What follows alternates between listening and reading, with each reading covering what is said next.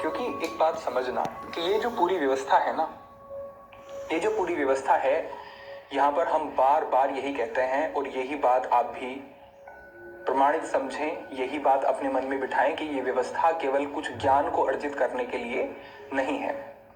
ये व्यवस्था है विशेष अनुशासन के लिए। ये व्यवस्था है कि अब तक जो आप अपने जीवन में नहीं कर पा रहे थे, उसको अब आप अपने जीवन में धारण कर सकें, इसके लिए हमारे सिद्धांत भी यही कहते हैं। और हमने कल परसों आपके साथ भी शेयर किया था कि वो ज्ञान किसी काम का नहीं होता जो ज्ञान हमारे जीवन में प्रयोग में नहीं आ रहा है। वो ज्ञान जो कि हमने अर्जित तो कर लिया लेकिन उसको हम अपने जीवन में नहीं ला रहे हैं, बल्कि फिर तो हम भारी दोष के पात्र बन जाते हैं। क्योंकि ज्ञान होते हुए भी अगर हम उस ज्ञान का अनुसरण करके अपने जीवन को नहीं बदल रहे हैं तो ये एक बड़ा दोष है हमारे ऊपर। उद्यमेन ही सिद्ध्यन्ति कार्याणि न मनोरथे न ही शुक्तस्य सिंहस्य प्रविशन्ति मुखे मृगा। किसी भी तरीके से जो व्यक्ति उद्यमी नहीं होता है, जो व्यक्ति आगे बढ़ करके अपने जीवन को बदलने के लिए संकल्पबद्ध होकर के काम नहीं करता है, उसके जीवन में किसी तरीके का सौभाग्य और बेहतर चीजें नहीं आती हैं। ये बात तो निश्चित रूप से आप समझते ही हैं। तो हमें भी इस पूरी व्यवस्था में सक्रिय जितने आप रहोगे, जितने आप एक्टिव रहोगे, जो टास्क दिए जाएंगे जितना आप उनको पूरा करते हुए जाओगे, उतने ही बेहतर तरीके से आप इस पूरी व्यवस्था से लाभ ले सकेंगे। यहां पर जितने भी सिद्धांत बताए जाएंगे उनके दो आधार होने वाले हैं। पहला आधार होता है दार्शनिक और दूसरा होता है वैज्ञानिक पक्ष। और अगर हम भारतीय सिद्धांतों और दर्शनों की बात करते हैं तो हमारे यहाँ पर दोनों ही पक्ष समान रूप से लेकर के चले गए हैं। अगर हम दार्शनिक या आध्यात्मिक पक्ष की बात करते हैं तो वो कहता है कि मैं सेवक समेत सुतनारी नाथ सकल संपदा तुम्हारी। हमारे मन में एक अंदर से भाव होता है कि हम उस परमात्मा के दास हैं, उनके पुत्र हैं। हम अपने आप में बहुत सहजता से ये स्वीकार करते हैं कि हमसे गलतियां होती हैं, हमसे गलतियां हुई हैं, भविष्य में भी हमसे गलती हो सकती है, लेकिन हम उसके लिए क्षमा प्रार्थी हैं। आध्यात्मिक दृष्टिकोण है।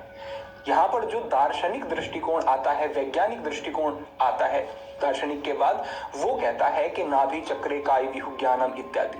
वो एक सूत्रों पर चलता है। हमारे विद्वानों ने, हमारे योगियों ने किस तरीके से अपने अंतस की यात्रा की और अंदर से जुड़ करके बाहर उन्होंने इतना कुछ जान लिया। आप सोच करके देखो, हमारे यहाँ पर नवग्रह की पूजा की जाती है, लेकिन वो कब से की जाती है? हजारों साल पहले से की जाती है। जबकि गैलीलियो जैसे जो लोग आए, उन्होंने 1609 में टेलीस्कोप के माध्यम से चीजें ऑब्जर्व करनी शुरू की, यूनिवर्स में क्या है देखना शुरू किया, उन्होंने एक्सप्लोर किया और बहुत सारे उन्होंने अपने स्तर पर सिद्धांत दिए। लेकिन यहाँ हमारे यहाँ तो नवग्रह की पूजा हजारों सालों से की जा रही है। हमारे यहाँ तो अलग अलग ग्रह उपग्रहों का प्रभाव जो वास्तु, जो ज्योतिष आदि के अंतर्गत बहुत पहले से दिया गया है, वो किस तरीके से? वो इसी तरीके से कि हमारे यहाँ पर जो वैज्ञानिक पक्ष है वो ये कहता है कि यथा पिंडे तथा ब्रह्मांडे, जो इस शरीर में है वही इस यूनिवर्स में है। अगर आप बाहर ढूंढने के स्थान पर अंदर की तरफ अपनी यात्रा करनी शुरू कर लें, जिसे प्रत्याहार कहा जाता है, तो वो प्रत्याहार आपको आपके अंदर चेतना से जोड़ देगा। और क्योंकि जो आपकी मूल चेतना है वो ही यूनिवर्स से जुड़ी हुई है, तो आप अंदर जुड़ करके बाहर का सब कुछ पता कर सकते हैं।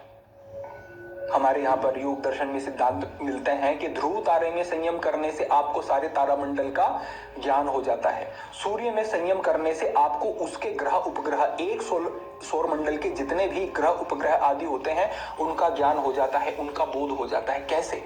ये अंतस की यात्रा है। अंदर जुड़े और बाहर सब कुछ समझ में आने लगा। नाभि में अपनी संयम करा, संयम यानी कि धारणा, ध्यान, समाधि, तीनों को संयम कहते हैं। नाभि में संयम किया, नाभि चक्रे काय विहु ज्ञानम, यानी कि शरीर में क्या कुछ चल रहा है, किस तरीके की प्रणालियां हैं, कितनी नाड़ियां हैं। जब ही तो कहा कि नाभि में 72,000 नाड़ियां हैं। कोई एक एक गिनने के लिए थोड़ी ना बैठे, लेकिन उन्होंने जब संयम किया तो उन्होंने स्वाभाविक बोध प्राप्त किया कि ये नाड़ियां यहाँ पर हैं और किस तरीके से पूरे शरीर में फैल रही हैं, कैसे ईड़ा पिंगला काम कर रही है और कैसे इसमें प्राण का प्रवाह करके कुंडलिनी जागरण और चक्र सिद्धि आदि तक पहुंचा जा सकता है। अंदर जुड़े, जितना आप अंदर जुड़ते हैं उतना आपको पता चलता है कि बाहर कुछ ऐसा है ही नहीं जो कि अंदर जुड़ने से नहीं जाना जा सकता है। आप इसे मैं अगर एक छोटा सा उदाहरण करूं तो कई बार आपने देखा होगा कि कोई चीज है, कोई वस्तु है जो कि आपने कहीं रख दी और रख करके आप भूल गए उसे। आप उसे ढूंढ रहे हैं लेकिन वो नहीं मिल रही है।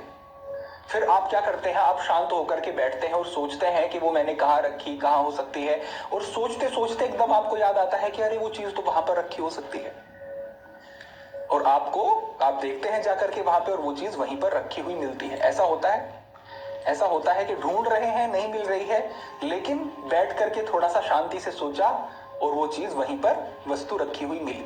ऐसा तो होता ही है। तो ये क्या है?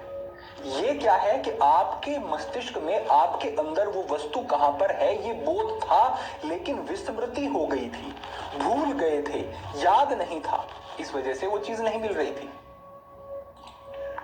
जब थोड़ा सा मस्तिष्क पर जोर डाला, थोड़ा सा सोचा, तो वस्तु वहीं पर मिल गई। इसी तरीके से हमें बहुत सारी अपनी चेतना की अंदर की जो गहराइयां हैं उनकी विस्मृति हुई है। मात्र हमारे अंदर से कुछ कम नहीं हो गया है, केवल विस्मृति हुई है। हमारे सिद्धांतों का वैज्ञानिक पक्ष ये कहता है कि अगर हम अंदर से जुड़े तो हमें अंदर से सब कुछ मिल सकता है। और मैं कह दूं कि जो सुख और जो शांति आप ढूंढते हैं वो भी हमें अंदर से ही मिलने वाली होती है। शांति कब मिलती है, सुख कब मिलता है आपको? बहुत जब जब आपके विचार ठहरते हैं तब तब आपको सुख मिलता है। और चाहे वो विचार तामसिक राजसिक तरीके से ठहर रहे हो और चाहे सात्विक तरीके से ठहर रहे हो, उसमें सुख मिलेगा। समस्या ये है कि राजसिक और तामसिक तरीके से जो विचार ठहरते हैं और उसकी वजह से जो सुख मिलता है वो क्षणिक होता है और बाद में दुख देने वाला होता है। आपने अनुभव किया होगा कि जब काम के संबंधों में व्यक्ति होता है या फिर काम के वशीभूत होता है, बहुत वो सेक्सुअल किसी भी एक्टिविटी में लगा हुआ होता है, तो उस समय पर आपके विचार रुक जाते हैं। आपको कुछ याद, कोई विचार नहीं, कोई पीछे की स्मृति नहीं, कोई आगे का विचार नहीं। ऐसा होता है, विचार रुक जाते हैं।